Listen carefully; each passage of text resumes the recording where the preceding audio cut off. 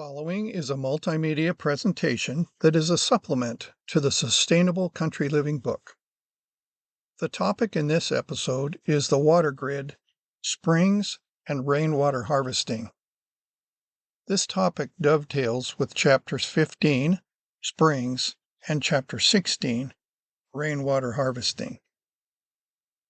Typically, when a person lives in the country, they will have a well rather than municipal water, or even a community well.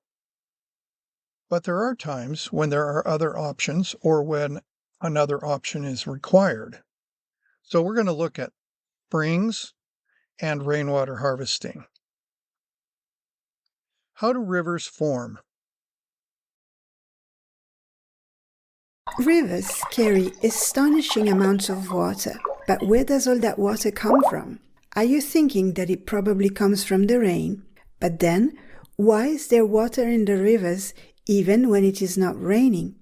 That's what we'll find out today. In reality, even when it rains, there are only relatively few drops that fall in rivers, because most of the rain falls directly into the ocean, and the rest mostly falls on the ground or on vegetation.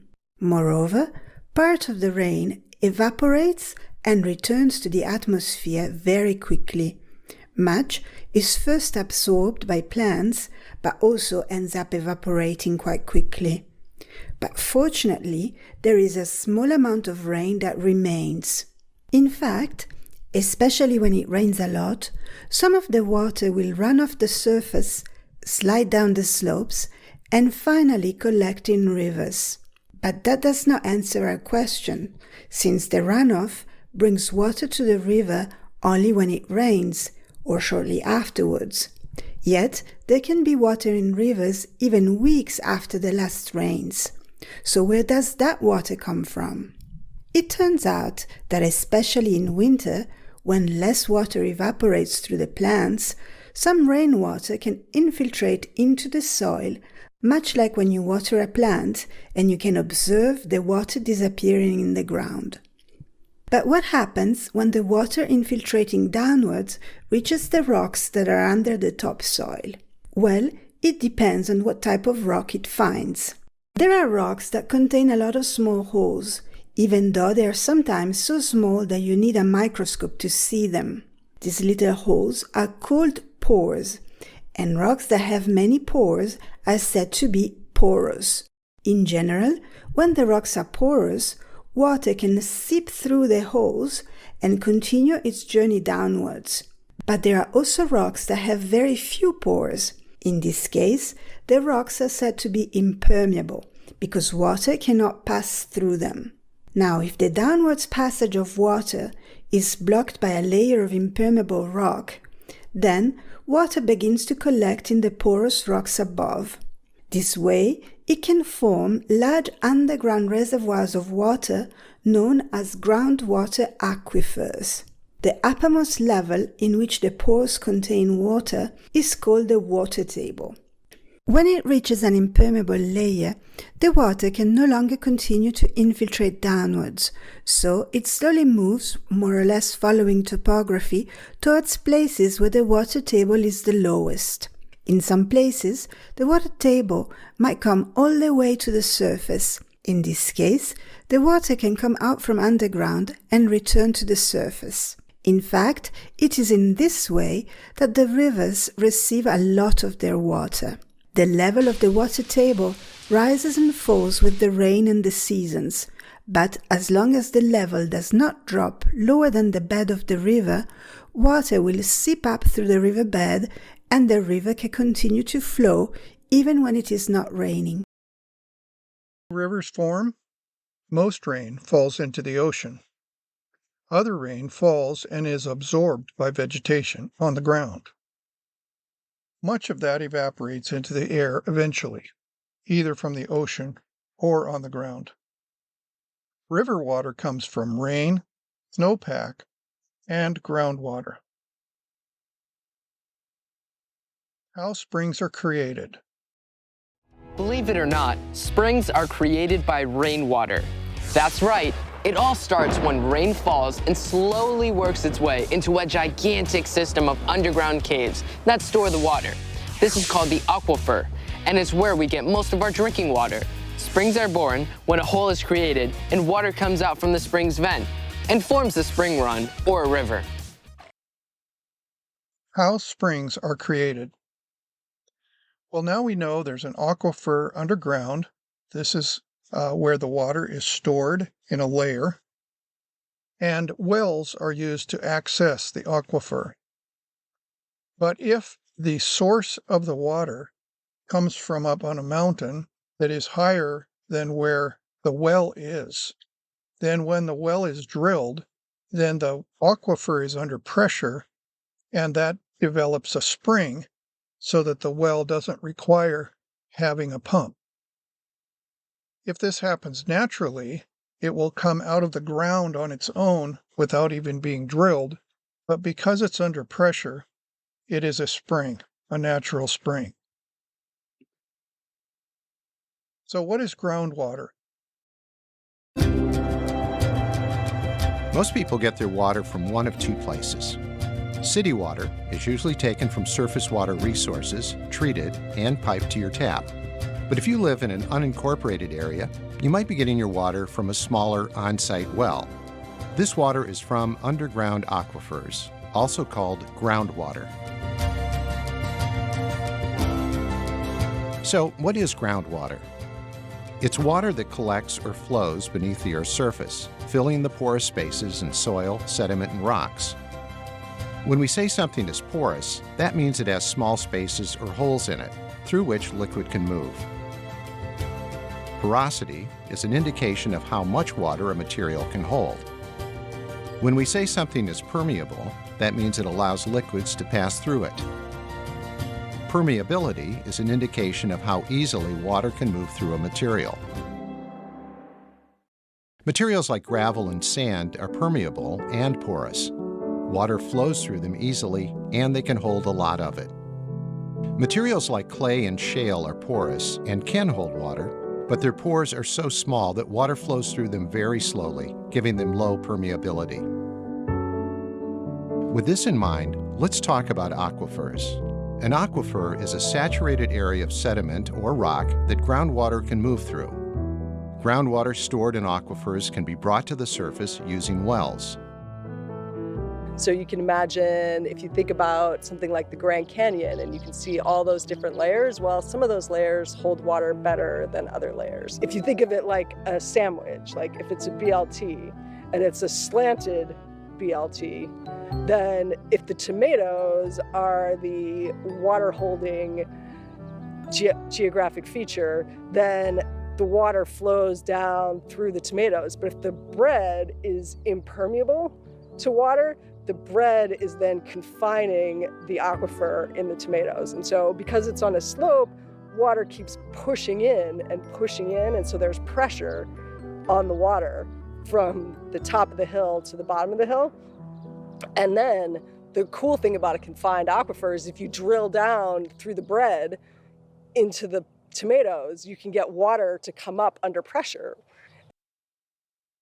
So when we look under the ground, we have different layers of ground material. The layer that holds water is called an aquifer. The top of the aquifer is called the water table.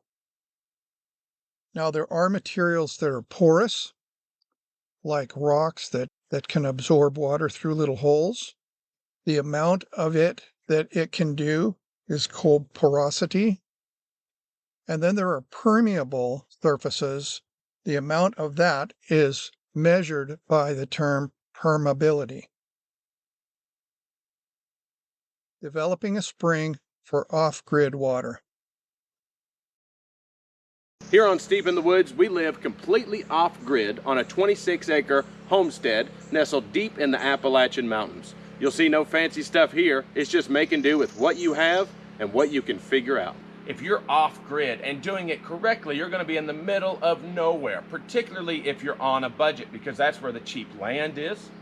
And not only that, but you're going to need to find water. There is not going to be water on site. If you're off-grid and doing it correctly, there's not going to be municipal water at the road. which is the case here. We had to find our own water, catch it, capture it, store it, and pipe it to our house. And we needed to do that quickly, and we needed to do that cheap. And that's exactly what this system is. As you can see, we went with the PEX and barrel method, right? Because PEX is one of those few things I actually trust. You can use that sort of black irrigation drip hose thing, but it's not widely known to be used for potable water. If you look it up, yes, it can be, and yes, it is safe, but it's not the norm. So I went ahead and spent really just another $6 or $7 and went with PEX because it is normal. It is trusted. It is what you would expect to see in a system that includes drinking water.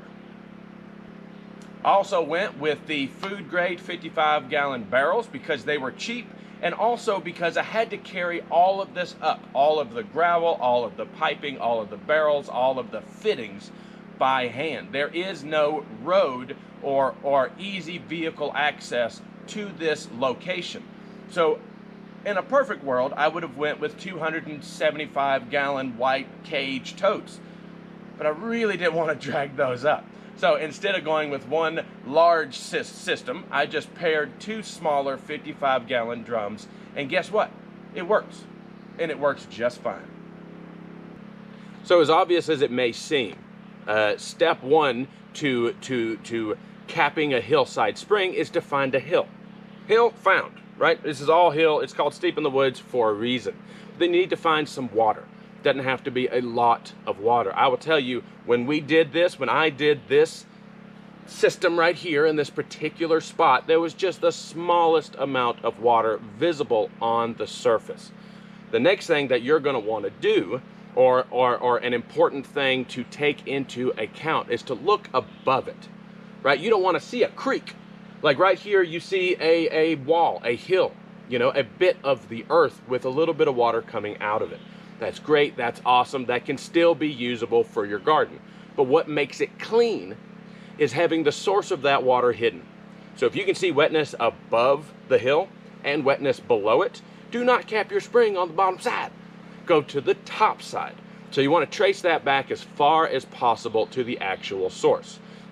So the dam, the actual, the bit of the spring collection that forms this crescent moon shape is just about a 1-foot section of food grade 55-gallon barrel. And then you put your 2 ports in that dam. You put 2 PVC access points in it, one for your feed, one for your overflow, just like this. That's going to go in place in your dugout spring area, as close to the source as possible, as close to the big wall of earth here as you can physically dig it. You're going to put that in place and then place a sheet of plastic down, and that's going to hold your water. That's the essence of the dam itself. You've got your strong semicircular structure with your plastic sheeting that'll actually contain the water. Then you install your primary feed, which looks something like this.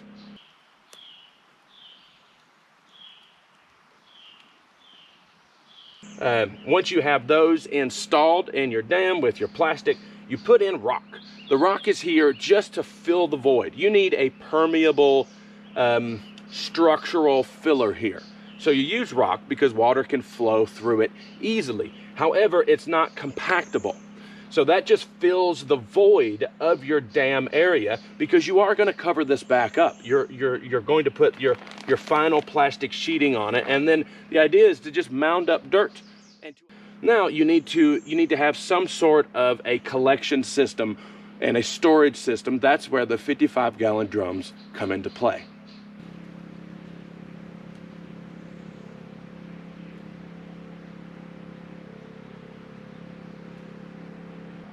So assuming that your spring collection, that your water system is above, above where you're wanting it, a gravity feed system. We're roughly, 50 feet above our homestead clearing. You're going to want to go ahead and put your barrels here. The more water you can store on the hill, the greater your pressure is. It's the weight of the water that creates the pressure. And I just went with 55-gallon barrels because they were like 20 bucks each. And just a piece of PVC. So your main outlet, your large collection, your main feed, is just goes, and I didn't even put glue on these. You just run it out, make sure your barrel is slightly below the plane of your feed system. Your barrel needs to be just slightly lower than your spring collection. So all of this is going downhill. So this individual lives on 26 acres. They're off-grid, and their water comes from a spring. He chose to use PEX water piping, which can be purchased at a hardware store or Home Depot. And this is the standard kind of piping that plumbers use these days. Or you could use PVC, but it's better to not use other forms of irrigation kinds of pipe. Your storage barrel needs to be food grade. If you can find a spring above where your homestead's going to be, that's ideal, because then the spring can be gravity fed to give water pressure at the house with possibly not even needing a pump. So you survey the property and you find where this water is oozing out of the ground, and you trace it as far as you can to the very source. Then you dig back into the hill to expose it underground, fill the area with gravel. Many times people will put some plastic underneath, like a bowl, fill it up with gravel, and then dam the front with a waterproof material. And then the water will fill into the gravel, but because the gravel has air pockets between the rocks, the water can be stored there as it comes out of the spring. And then you cover it up and have a pipe to send it down to where you would store the water. Here's another example of a natural spring off-grid water source. We happen to have a natural spring on our property. It was an open source that just had water flowing out of it, and unfortunately I don't have a ton of video from it, but we did some investigation and some research on how we could secure that water source to make it potable so that we could actually drink it. So we're going to discuss some of those things here today about the spring, what we've done to modify it and to secure it and to develop it to make it a drinkable water source. Okay, so I'm going to get into some of the details of the spring, how we've gone about preparing the location here, and then how we've gone about securing the actual water source. So we started off with an open water pit here. Basically, it was about arm deep, water just bubbling out of the ground, about 48 degrees year-round. And we've been on site here for 3 years, so we've been kind of seeing the lay of the land, how things go. And one of the things we've noticed is that it'd be nice to have a fresh water source at the back of the property. So what we've done is we've done some research on developing a spring, which just simply means securing it so that you can drink out of it. So over here we had our water source at the top of the hill here. It's kind of hard to see, but there's a water source right above this PVC pipe. It was the hole. We filled it with rock. We put a plastic fin in front of it, and then that plastic fin has the hole coming out of it for the water to flow. So essentially you're making a ground level dam. And then you cover that all with black plastic, and that's simply to stop foreign contaminants from getting into the water source. And then you allow your grass vegetation to grow over it to secure the spring. We've done some flow tests on it here. It's, like I said, about 48 degrees year-round. We're getting about 5,800 gallons of water in a 24-hour cycle. So that rough math is that comes out to about 2.1 million gallons of water flowing out of this 1.5-inch pipe every year. Natural spring off-grid water. Like this other example, this person has developed a spring. He traced back as far as he could into the source and dug down in, and then layered the bottom with plastic, filled it in with gravel with a dam in the front of a waterproof material, and then covered it to keep debris out of it, keep it not contaminated, and then have a pipe and an overflow pipe so that if it gets too full, it'll overflow.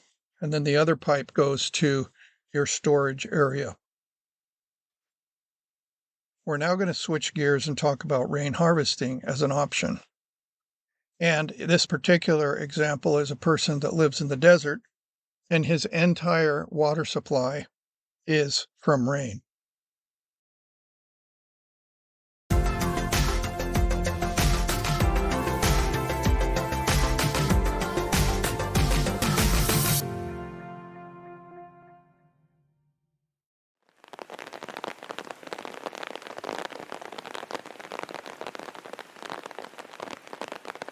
I live in the Arizona desert off of almost 100% rainwater. We don't have a well, we don't have city water. We pretty much just rely on what falls on the roof.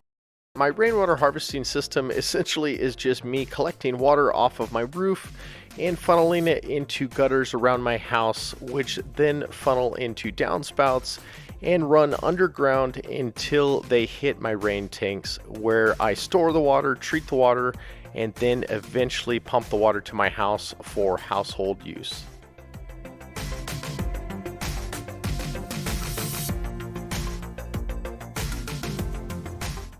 When we started getting estimates to build our house, we actually looked into having a well drilled, but we saw that the estimates were well in excess of $10,000 or $15,000 with no guarantee of water. We happen to live in a very rocky environment, and that is actually what led us to start looking into rainwater collection, as well as the fact that my wife's grandparents that actually live in the mountains just behind there have been living off of rainwater for, I don't know, 40, 50 years. Total capacity of this system is roughly 11,000 gallons, and that is comprised of 4 main tanks. The tan tank back there is my rain tank, and that holds roughly 5,000 gallons and is buried about halfway in the ground.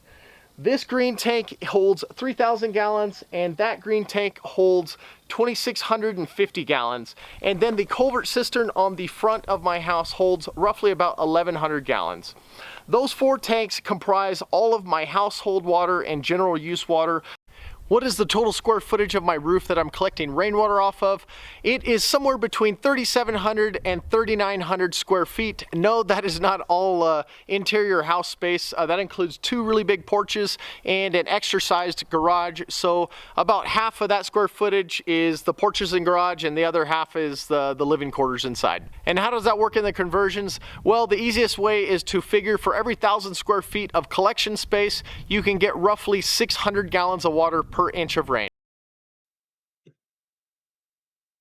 Rainwater harvesting. I saw on YouTube, when I first researched rainwater harvesting years ago, a gentleman in Texas who's kind of the guru of rainwater harvesting. And he lives in an area where they only get 15 inches of rain a year. Their entire water needs, including irrigation, is done by 15 inches of rain a year. Admittedly, they have desert landscaping and drip irrigation, so they're very conservative in their landscape watering, and they're very conservative in the water that they use in their house. But the couple of two are able to get by with only rainwater for their water needs, even though they live in a desert area with 15 inches of rain a year. So the way that you would gather rainwater is you have a gutter and downspouts coming off your roof, which all roofs have, and then you route them to rain storage tanks. They can either be poly tanks or a metal cistern, and they can then be pumped to the house. And according to this person, the calculation is that 1,000 square feet of roof will gather you 600 gallons per 1 inch of rain event. So if you had 1,000 square feet of roof and you had a 15 inches a year, like this other example I told you about, you would have 600 gallons times 15 for your year. 3 ways to make rainwater drinkable.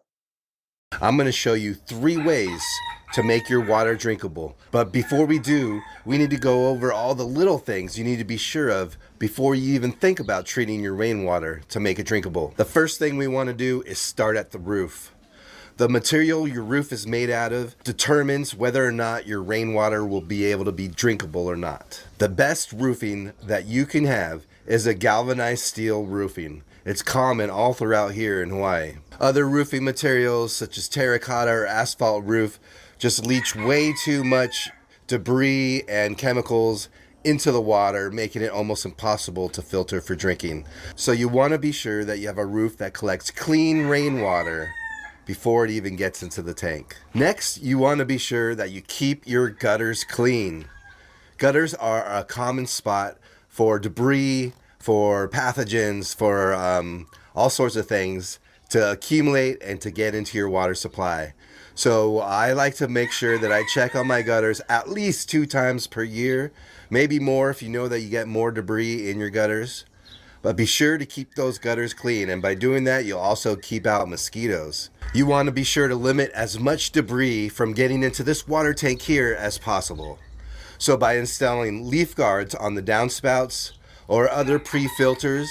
All right, we're going to start with the most popular way to filter your rainwater into drinking water, and that is with a UV water filter that we have right here. This UV water filter system is really common around here in East Hawaii. It's been approved to turn rainwater catchment water into drinking water for the whole house. So this water coming out of your tap, your shower, your kitchen sink, all that water is made drinkable with this system. What it does is it has a UV bulb that neutralizes the bacteria and pathogens that normally make you sick when you drink water that's untreated. It kills those off, and it allows you to be able to drink the water safely. Of course, you have to have a couple pre-filters in there to get some of the larger debris and sediment out before it gets down to the UV filter that actually kills those microscopic bacteria and pathogens that these filters can't take care of. One of the drawbacks of this system is that you got to change the bulb every year. Once in a while, you got to change this ballast right here. The bulb itself costs a little over $100, and sometimes you don't know if it's necessarily working or not. It can get dirty inside, the light can get blocked, and your water may not be getting filtered. That's something to be concerned of, so I advise checking your bulb at least twice a year to make sure that everything is clean inside and working properly. It's a pretty good system to have, but for those of you who are limited on power, you're really off grid, you only have a couple of solar panels, this may not be the best system for you. It takes a good amount of power to run this thing.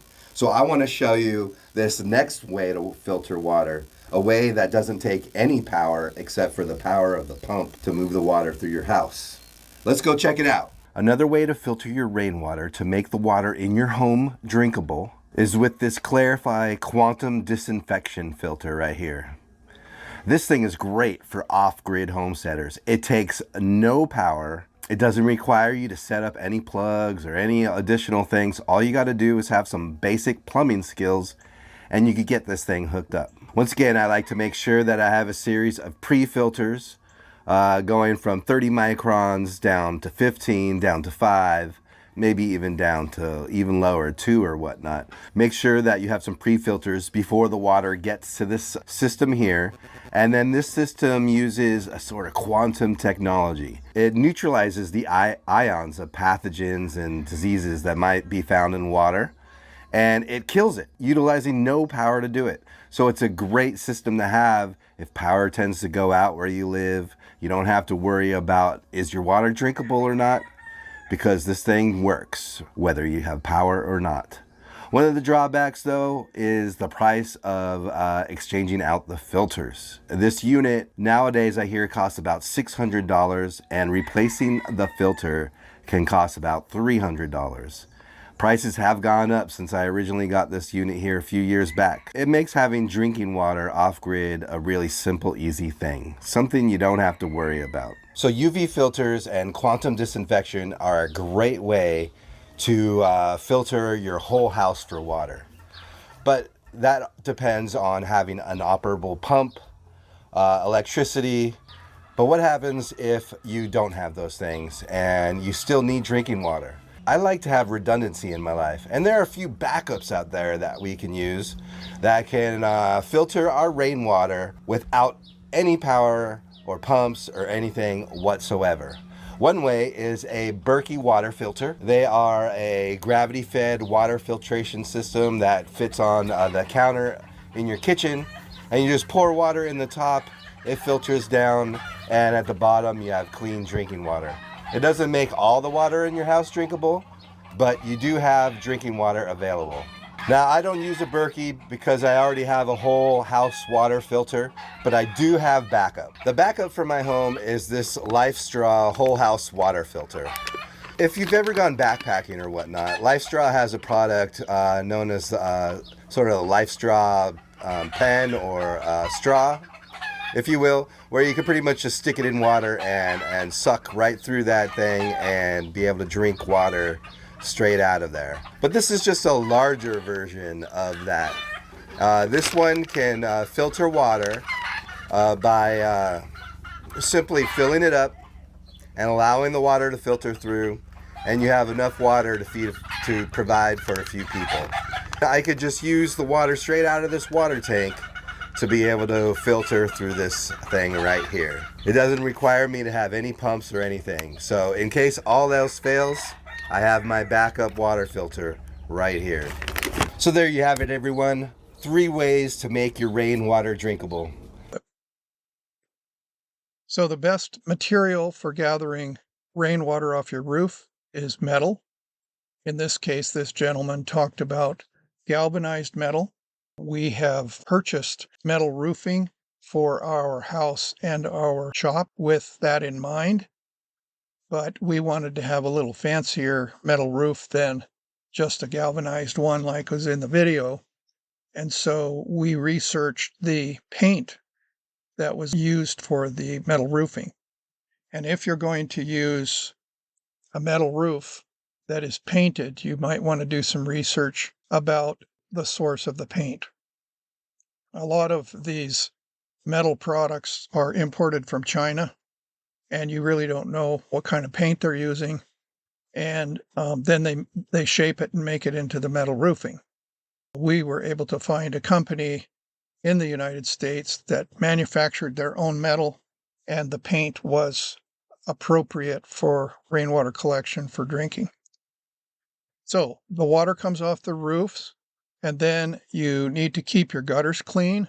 My recommendation is gutter guards, which you can buy at Costco for that matter most of the time. They basically are a fine stainless steel mesh that goes over the top of the gutters, and it keeps any debris or leaves or even mosquitoes from getting into the gutters. Now, there is a brand of gutter guard. It's not that brand name, but they're flat, and then they wick around and the water goes down around the corner inside. I don't recommend them because if you have a heavy rain, it's going to, I don't think, make it into the gutter. So anyway, gutter guards, you can research that if you're going to do rainwater catchment. Another option that I know someone does is rather than covering the gutters, they have leaf guards that are on the downspouts. And in that case, those need to be cleaned periodically. They have a screen that the water coming down the downspout going to the tank has a screen to catch leaves and things like that. Now, once the water is stored and it's coming back to the house from the tanks, then you're going to want to pre-filter it. And this can be done with cartridge filters. They can be 2 or 3 cartridges in a row, depending which ones you buy. They're big, long tubes, look like a paper towel, and they get progressively finer. They could be 2 different micron levels of particulate filters that kind of are like a paper towel, and the third one is a carbon filter. After the pre-filters, then you have a UV filter, which kills the bacteria. So the filters clean out the particulates, like floating little tiny pieces of whatever, and then the UV kills the bacteria. Now, another option, that's a fairly expensive one. I think it's a really good way to go, but it's kind of expensive because it costs you around $100 a year to replace filters and the UV bulb. Another option is also expensive, but it requires no power. So if you're off grid and power is at a limited capacity, then you really don't want this UV mechanism because that's burning all the time, the UV filter. Whereas if you do this no power option, you have the pre-filters like we talked about, but now you have a filter that's called a quantum disinfection filter. This requires no power, no pump, just the pressure of the water going through.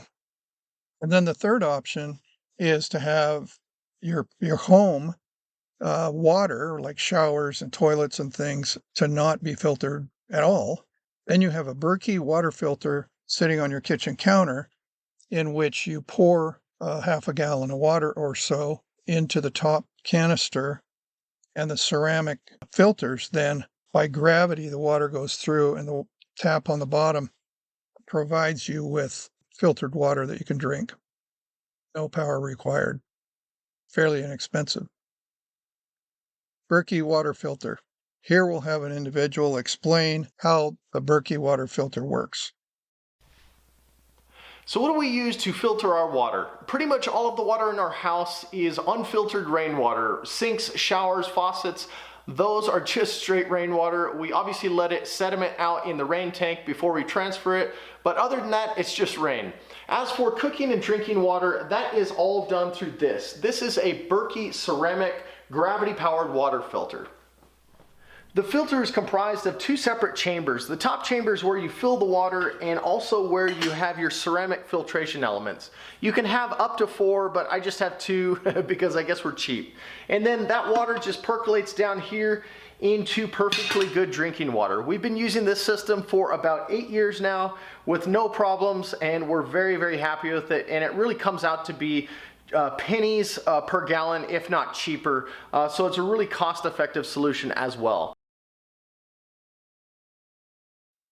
So the Berkey water filter can be used in a situation where you're not going to filter everything for the whole house, but you have this device on your counter, and you use this to filter the drinking and the cooking water. It's a gravity filter. The brand name is Berkey. It has ceramic filters in the upper chamber, and it's a cost-effective way to do it. Now, there is one thing to consider, is if you are not going to have a filtration system in your house, but you're going to use the Berkey filter, then you're going to probably want to wash your dishes by hand using the water from here. Because if you have your dishwasher or your faucet in the sink that's not filtered and you're washing your dishes, then the dishes and the silverware aren't really sanitized. Just something to keep in mind. Now let's talk about water for your garden. It might be that the only thing that you're really wanting to experiment with initially is harvesting water off the roof for your garden or for your landscaping. Do I do any other forms of water collection other than my main house system? Yes, I do. Starting with the sunken greenhouse, I collect water off of that roof and channel it down to my garden where it is stored in 2 IBC totes. I plan on adding another couple of IBC totes to that. Additionally, I also collect water off of my chicken coop roof and channel it into a blue barrel that eventually feeds the chicken waterers.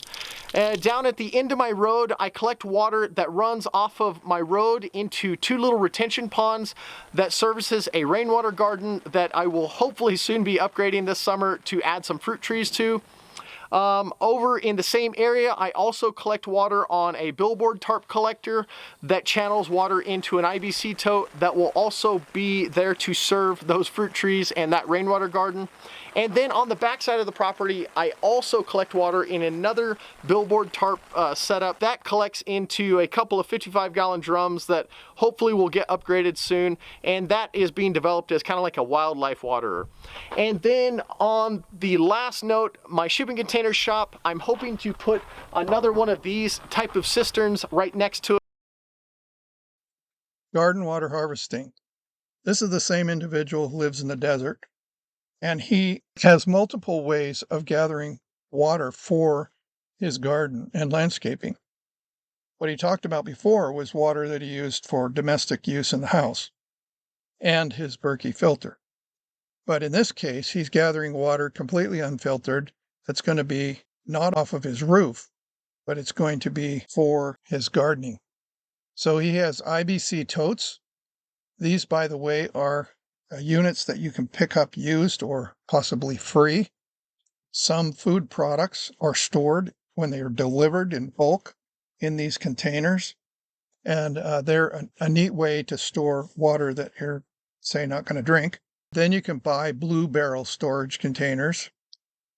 He also got the wrap of a billboard. That tarp he laid on the ground in a funnel shape and was able to capture water. Remember, he's in the desert, so rain is real precious. So when it rains, that billboard, he's got two of them, and it funnels the water down to be collected and stored.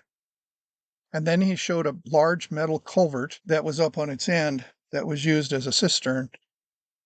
How to build a rainwater collection system for your yard. Building a rainwater collection system could save you up to 1/3 of your total water usage in your yard. Here's how to do it. You will need a paint strainer, a 5-gallon bucket, a 55-gallon drum with a lid, downspout fittings, a gutter strainer, 3 cinder blocks, a 3/4 inch spigot with a 1/4 inch turnball valve, a permanent black marker, a jigsaw, a power drill with a 7/8 inch spade bit, a 1/2 round bastard file, a utility knife, and 1 1/4 inch galvanized wood screws. Step 1. Cut a bucket. The top of your rainwater collection system is made by cutting the top off of a 5-gallon bucket. With your 7/8 inch spade bit already attached to your power drill, put a hole in the side of the 5-gallon bucket to get your jigsaw rolling and cutting easily. Use your permanent marker on the top of the 5-gallon bucket and trace around the top of the 55-gallon drum. Just like you cut the starter hole in the 5-gallon bucket, use your drill with a 7/8 inch spade bit and put a hole in the top of the 55-gallon drum. Follow the guideline around the top of the barrel. The top of the 5-gallon bucket should fit snug in the opening of the 55-gallon drum. Step 2. Spout it out. No one likes a leaky spout, especially when the whole point of your rainwater collection system is to reduce the amount of wasted water. A sure way to get your spout to fit nice and tight into the bottom of your 55-gallon drum is to drill a hole using your 7/8 inch spade bit. Then take your 1/2 round bastard file and file down the inside of the hole until you have a nice fit and can screw the 3/4 inch spigot in securely. When you have a good fit, set your drum up on the cinder blocks. Step 3. In the gutter. Using the existing downspout from your gutters, add an extension to run down into the collection barrel. Any hardware store will carry a variety of extensions and fittings for this. Make sure to save the receipt so you can return any of the unused fittings. Measure and mark where you need to cut the fitting so that the end will run into the top of your rainwater collection barrel. Most fittings are made of flexible plastic and can be cut with a utility knife.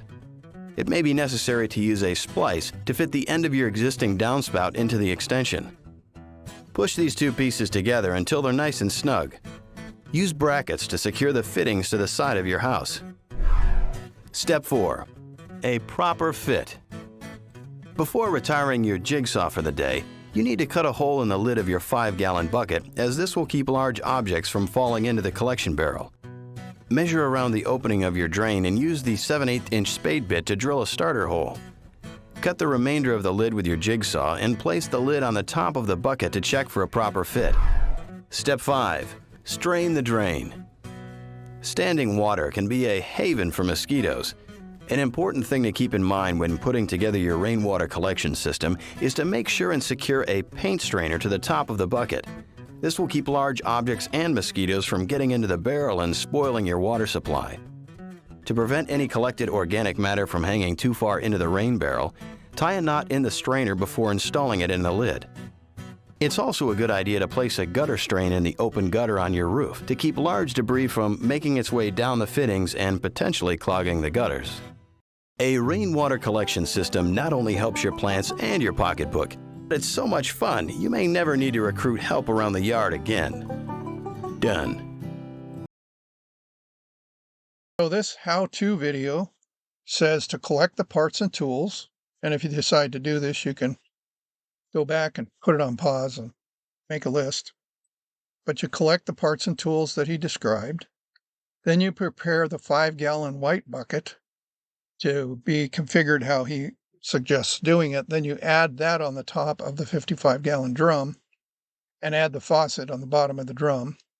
And the drum is set up on some cinder blocks so that your faucet's not pouring directly onto the ground.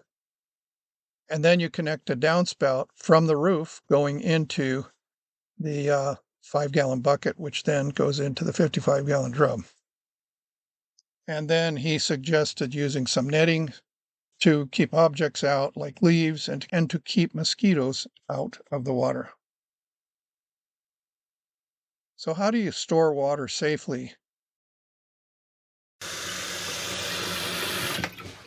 There are 4 key things that will determine whether your stored water stays fresh and safe or turns into a breeding ground for bacteria and algae. First, keep it out of the sunlight. UV rays degrade plastic and encourage algae growth. So store your water in a dark, shaded area like a closet or basement or covered garage.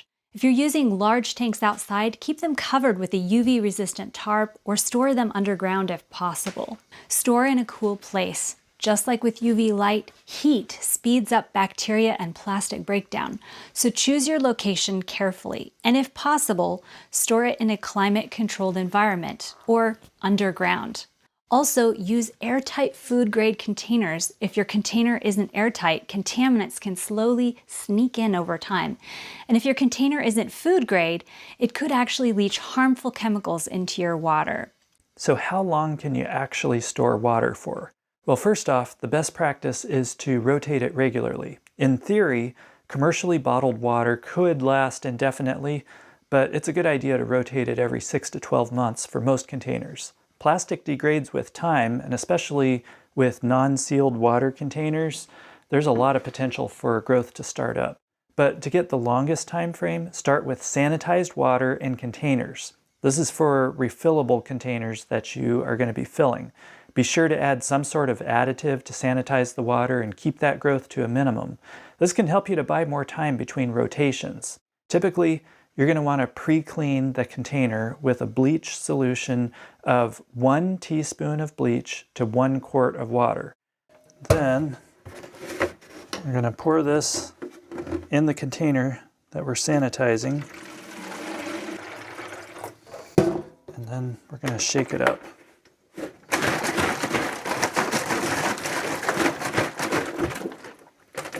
Okay, pour that out. And then you want to let this air dry. But for the sake of demonstration, we'll go ahead and add our water. So we're going to add a gallon of water. And partway through, while I'm filling it, we want to add 1/8 teaspoon of bleach. And this is just to sanitize the water as is. It'll be safe to drink, but it'll keep the water, kill anything that might be in there. We'll finish filling it up here. Okay, so we've got about a gallon in there. And now we'll just give it a little shake and we're good to go. And that's actually safe to drink, believe it or not. So the suggestions here for safe water storage are to keep it out of sunlight. That means you could store it in a basement, in an enclosed building, in a garage, and then store it in a cool place. There again, if it's in a basement, that's going to be cool, unless it's heated, of course. And then use airtight food-grade containers. And the video showed the label on the bottom of containers. I believe it was a 1, 2, and a 5 are the ones that are food grade. You can go back to the video and check that or look online, but in all of these containers have those triangular symbols on the bottom, so you know whether it's food grade or not. And if you're going to do a used pail, you want to make sure it's something that you can clean really good, like say icing from a bakery. My wife gets a lot of those for use in the garden, and you have to clean them really good. If you're going to, like she said, if you have something that has pickles, you're probably never going to get it clean enough to not taste like pickles. So be selective on what kind of container you're going to use, but they need to be airtight if you're going to store it. Rotate the water. If you buy bottled water or gallons or a little individual size, they recommend rotating every 6 to 12 months. Then if you're going to refill, use sanitized water, and then pre-clean the containers with bleach before you fill them. Allow them to air dry, and then the water you're going to store, it's suggested to do 1/8 of a teaspoon per gallon. Emergency water storage. Imagine waking up one morning, walking over and turning on the tap, and nothing comes out. You have no water for cooking, drinking, or even flushing the toilet. How long would you last? Without clean water, things can go bad fast. So in this video, we're going to give you the ultimate emergency water storage guide. We'll cover exactly how much water you need, the best storage options, including some that you probably already have, and how to keep it safe to drink. Most people underestimate how much water they actually use every day, but they also overestimate how much it might take to survive. If you're storing water for an emergency, you need to consider 2 factors. Number 1, how many days or weeks are you going to be storing water for? And then number 2, how much water are you going to be using each day? So let's break these 2 down. You know, if you're preparing for a short-term blackout, like a power outage that lasts only a few days, a week's worth of water is probably enough for you. But what if something bigger happens? I mean, what about like a large disaster, a hurricane or an earthquake that knocks out all of the utilities? A month's supply of water would be very welcome. And for truly long-term emergencies, well, storing water forever isn't practical. The only way to prepare for that is by having a sustainable water source, like a well, rainwater collection, or at the very least, some surface water like a creek. And then you need a way to purify that water. So how much water would you actually need to store? If you're using water only for drinking and for cooking needs, then most folks can get by with somewhere in the neighborhood of 1 gallon per person per day. If you also want some water for basic sanitation like sponge baths and hand washing, then you're going to need at least 2 gallons per person per day. That means that a family of 4 storing water for 1 week would need at least 28 gallons of potable water for cooking and drinking. But I highly recommend storing at least 2 weeks worth. That gives you a little bit of breathing room before you have to go and find other water sources. And beyond that, a good water filter is going to let you extend your supply indefinitely, where you can tap into non-potable sources such as creeks and sources like that. All right, now that we know how much water we need to store, let's talk about the best ways to store it. Before you spend a dime, let's first look at what you already have. Now we have a tankless water heater, but if we had a conventional water heater, that could be a great source for clean water that holds 30 to 50 gallons. So just use the drain valve at the bottom and you got a nice little stash of water waiting for you right there. Bathtubs also can be used, and if you know in advance that something's coming, a storm or an outage or something like that, can have 40 to 80 gallons. But since you might not have advance warning, let's look at dedicated storage options. One of the quickest and easiest ways to store emergency water is simply buying cases of bottled water. There's a lot of pros to this option. It's cheap, sometimes as low as $1 a gallon. It's ready to drink right away. No treatment or filtering is needed. It's portable, so you can grab just a few bottles if you want and go if you need to evacuate. But there are some downsides. For instance, plastic breaks down over time. These thin bottles aren't designed for long-term storage. Over time, chemicals from the plastic can leach into the water, especially if they're stored in heat or in direct sunlight. Because of this, you're going to want to rotate them every 6 to 12 months to be safe, especially if they're exposed to direct sunlight or heat. But even with these downsides, it's always good to keep a few cases of bottled water or some gallon jugs on hand. They're super handy if you ever need to give water to friends or family or neighbors in an emergency. And they stack easily in a closet or a garage or in the pantry. But if you want something that's a little bit sturdier and more reusable, let's move up to the next option.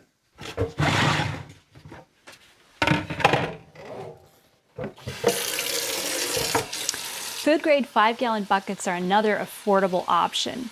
Now, not all buckets are safe for drinking water. You need ones that are specifically food grade so that harmful chemicals won't leach into your water.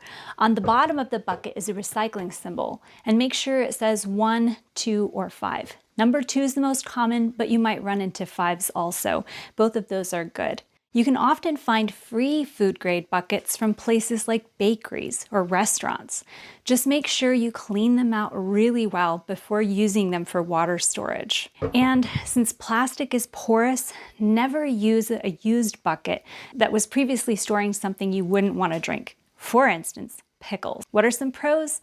They're super cheap, especially if you can get them free. The only cost would be your lid. They're also stackable, so they don't take up so much space. They're fairly durable compared to the bottled water. Some cons: the standard lids are hard to remove, making it very difficult to get water out. Also, depending on the lid, they may be completely airtight, meaning that over time, contamination is possible. Since they're not bottled in a sanitized environment, it's best to filter the water before drinking it. Now, if you're gonna go this route, I highly recommend swapping the regular lid out with a Gamma Seal lid. These make it super easy to open and close the bucket without breaking your fingers trying to pry it off. The downside is the Gamma lids don't seal quite as well as the regular lids. And if you want to make water bucket more convenient, you can install a spigot near the bottom so you don't have to remove the lid at all.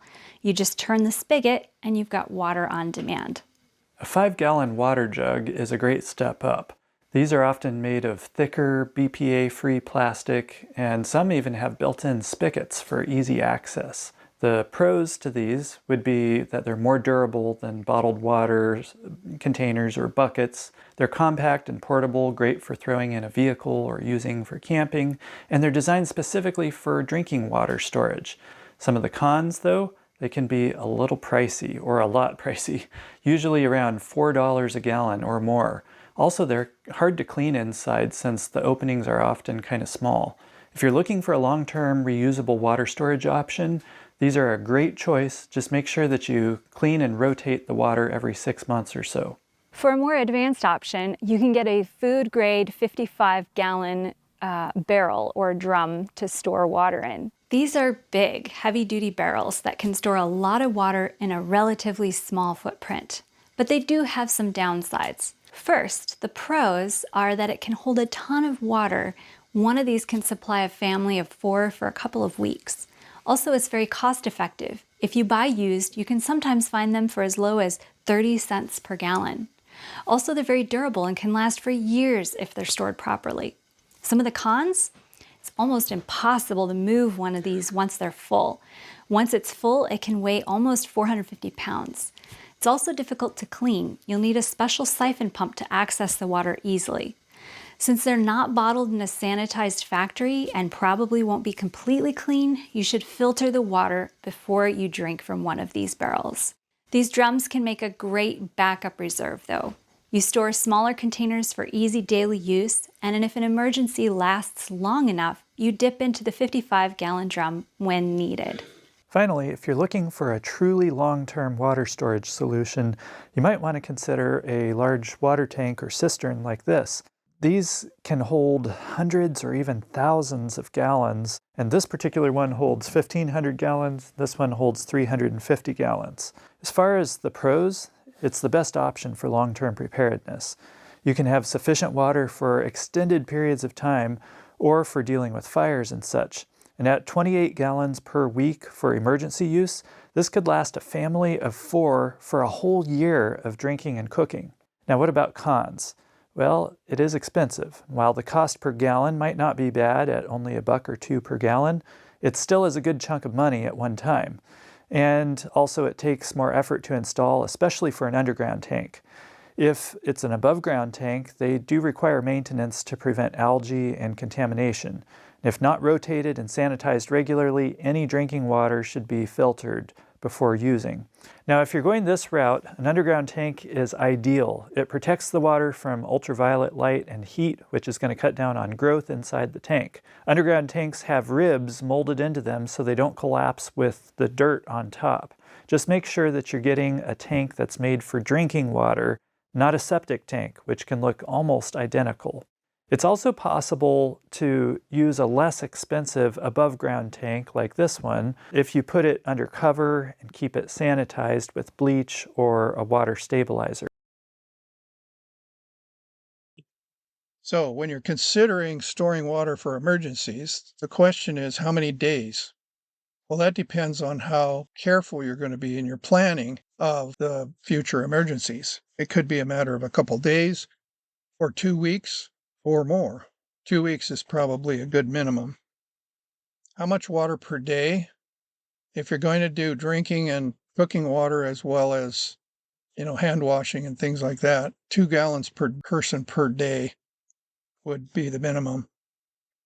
And then you need a sustainable water option. And that means that if you have a portable water filter like you would get at REI for camping, then you could continue to have water available even when you run out of your stored water, because then you can go to some surface water like a creek or a lake and disinfect that water with the water filter. The other thing, which I thought was really good, is that if you have a conventional hot water tank as compared to a hot water on-demand heater, then you already have in your house 30 to 50, maybe 80 gallons of water stored all the time in that tank. And there's a faucet at the bottom of the tank, which is used to drain it. But you could, in an emergency, have 30 to 50 gallons of water in that tank. It's probably in your garage, and the faucet's on the bottom. Then you can buy bottled water, like go to Costco and buy those flats of bottled water. If you're going to use food grade buckets, like the 5-gallon buckets, it needs to be airtight, and those lids that come on those buckets, whether it's a paint bucket or something else like that, those type of buckets, those lids are really hard to get on and off. So if you get a food grade bucket, then get a gamma lid. And the gamma lid, once it's installed, makes it easy to get the lid on and off. If you have Winco, where you live, as a grocery store, they sell both of those, the buckets and the gamma lids. If not, you can get them on Amazon. Now, in closing, I want to show you a place that I recommend, Rain Harvest Systems. This is an online source for everything to do with rainwater catchment. This is their website, and you can see they were even on the Discovery Channel. But here's some of the things that they have available. They have what we talked about downspout filters. They also have a thing called a first flush filter. First flush diverter is let's say it's summertime and it's dusty, or maybe you even have some debris on the roof like leaves or bird poop or something like that. A first flush diverter is designed to remove fine particles like pollen and dust anyway in the initial rush of water. So let's say it hasn't rained for a month in the summer and it's dusty and there's pollen on the roof. Then this first flush diverter filter can be used to take out that impurities before it even goes in your tanks. That's something you can research. These other ones on here are the ones that go on the downspout. And like I said before, you need to clean those screens periodically. This company also sells, and you can get from other places, plastic water tanks. The thing to know about plastic water tanks is you need to get dark colored ones. These dark green and black ones are designed to not let the sun penetrate into the water. If you have a clear or a white water tank and it's in the sun, then your water is going to not stay pure. Whereas if you have a dark colored one, then you're going to have it so that it can be above ground and not be made impure by the sun. You can also get tanks that go under the ground, as you can see on the right, in-ground cisterns. They're more expensive, takes more work to set them up, but I have a friend that has an underground cistern like that from these guys. And I have friends that have above ground tanks. One example is I know someone that has multiple tanks in a building, so it doesn't get any sunlight. It stays relatively temperate in terms of temperature, so it doesn't freeze in the winter. And then outside, there are additional tanks that are shut off during the winter and drained so they don't freeze. But that extra capacity is because of irrigating the gardens in the summer. You'll notice the middle example says groundwater stable. These are designed for properties where the water table is really high. If you buried it too far, it would float out if it was empty, obviously. And then you'd need a pump. The pump on the upper left is a submersible pump. It goes in the bottom of one of those tanks, has a red float, so it'll shut it on and off like a toilet plunger in a toilet tank, so that if it gets too low, it'll shut it off so you don't burn up the pump, because the pump is water cooled. And if the water went completely down and kept running, then the pump would burn out, and they're pretty expensive. So that float protects it. The next one over is an above ground tank. So if you have a place where you don't have to pump up very high, then you could have a smaller pump that's outside of the tank rather than in the tank. And then there's filters. We talked about this earlier. There's these 3 filters in a row. The first 2 are kind of like paper towel type filters, finer and finer, and the third one is a carbon filter. And then we talked about UV disinfectant. This unit has a UV bulb in it, and the water flows through it in a glass tube, and then the UV kills any microorganisms. So here are complete systems that you can buy from them rather than the pieces. And the one on the left and the one in the middle, those are above ground systems that would be next to your house. And then the one on the right, 0 to 1,000 gallon one, that's an underground. All the remaining 4 are underground. They're exposed for illustration. But so here's a picture of an above ground system.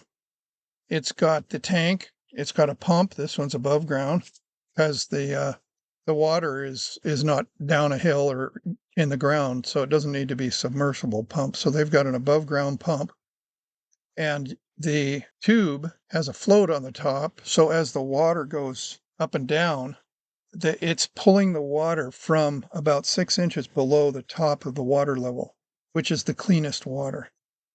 And so that's how that works. And here's an underground system. And in this case, you wouldn't have a pump that's above ground, I would assume. Now, we want to consider where your property is. So this is an example of a drought monitor map that the government makes, USDA. And the red areas are extreme drought. Black is exceptional. And then white is there's no drought at all. So you can pick out where you live and then figure out how much rain might be an issue if you're trying to collect it.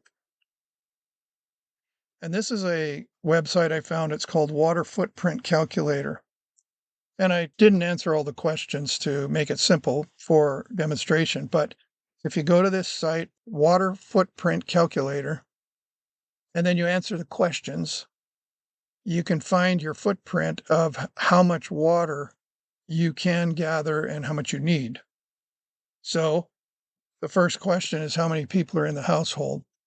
So if it's a family of 2 compared to a family of 5, that's going to make a difference. So you click the plus button until you get the right number of people in your household. And then, like I say, I skipped a lot of these questions, but here's an example. If you have a shower, how long of a shower do these individuals take in a day? They also have one for baths, but I didn't do that. And then I jumped ahead to laundry. And so the question is, do you have an old school washing machine? Or do you have one of these new front-loading, energy-efficient washing machines? Or are you just going to wash dishes with your own elbow grease? Or do you go to a laundromat and pay somebody else? So you answer the question that fits your situation, because it all has to do with how much water you're going to do. And based on the questions that I answered, it ended up calculating that the household would take 750 gallons a day.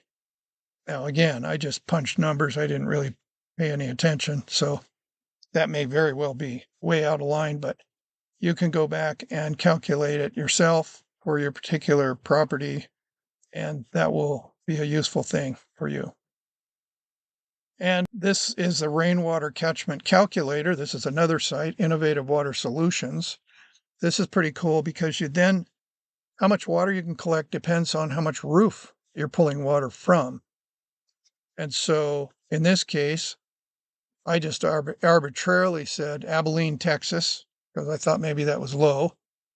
And enter your roof area. Remember, the roof is not the square footage of your house. It includes your eaves and your garage and all of that.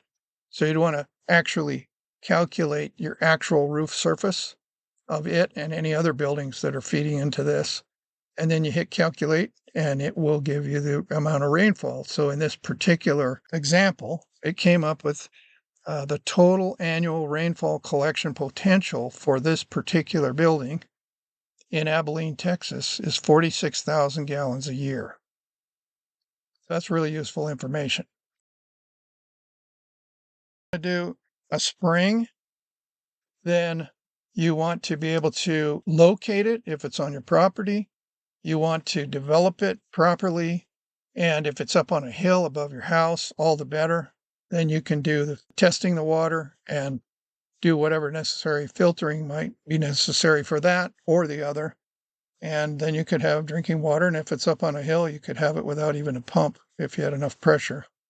Rainwater harvesting is something that is a good option if you have to do it, or if you can't drill a well, for instance. You might be in a place like the guy in the desert. He didn't know if he'd even hit water.